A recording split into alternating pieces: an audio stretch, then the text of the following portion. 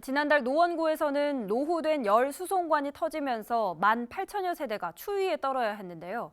최근 이와 유사한 사고가 또 발생했습니다. 벌써 노원구에서는 올 겨울에만 두 번째인데 어떻게 하면 이 열 수송관 파열 사고를 막을 수 있을까요? 서주원 기자입니다. 섭씨 100도씨에 가까운 뜨거운 물이 땅 위로 솟구칩니다. 지난달 노원구 상계동에서 발생한 열수송관 누수 현장의 모습입니다. 이 사고로 지나가던 중학생 한 명이 발목에 경미한 화상을 입었습니다. 인근의 18,000여 세대 주민들은 8시간 넘게 추위에 떨어야 했습니다.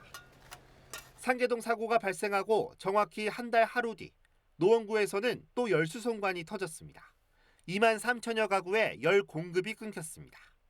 묵동천 아래 매설돼 있던 관으로 이상 징후가 보여 교체 공사를 앞두고 있었지만 그 사이 사고가 났습니다.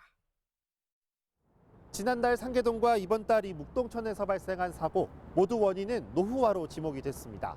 1990년대 20여 년 전에 묻힌 관들이 열 사용량을 이기지 못하고 터졌다는 건데요.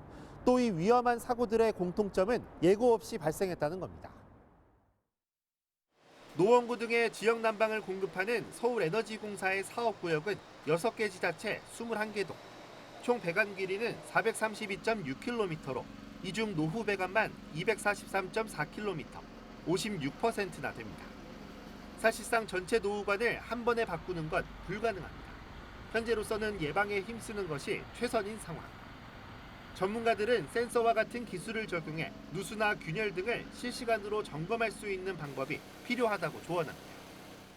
센서링을 할 수 있는 것들이 이제 장비들이 많이 있거든요. 땅 속에서 어떤 이상이 발생하는지를 들여다보고 있다가 이상한 상황들이 발생하면 파열까지 이루어지지 이전 단계에서 이런 부분들을 보수하거나 관리를 할 수 있게끔 하는 그런 과정들, 이런 부분들이라고 말씀드릴 수 있을 것 같아요.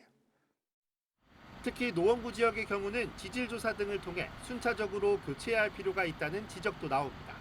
땅 속에 안반보다 흙이 많아 침하 가능성이 높기 때문입니다. 관 주변으로 빈 공간이 생기면 부식이 더 쉬울 수 있습니다. 땅 속에 대한 지질도 같은 게 있거든요. 그런 걸 봐가지고 흙이 깊은 데를 우선적으로 해서 교체하는 게 옳아요. 지금까지 전부 다 이런 열수송관에 문제가 됐던 지역들은 흙이 두꺼운 데에서 발생했어요. 침하 문제가 발생하거든요. 마두역, 일산 전부 다 보면 옛날에 매립 지역들이에요. 이제 얼마 남지 않은 겨울, 조금씩 따뜻해지면 열수송관 사고는 또 잊혀질 수 있습니다. 지금이 다음 겨울을 위해 미리 예방하고 대비해야 할 때입니다. BTV 뉴스 서주원입니다.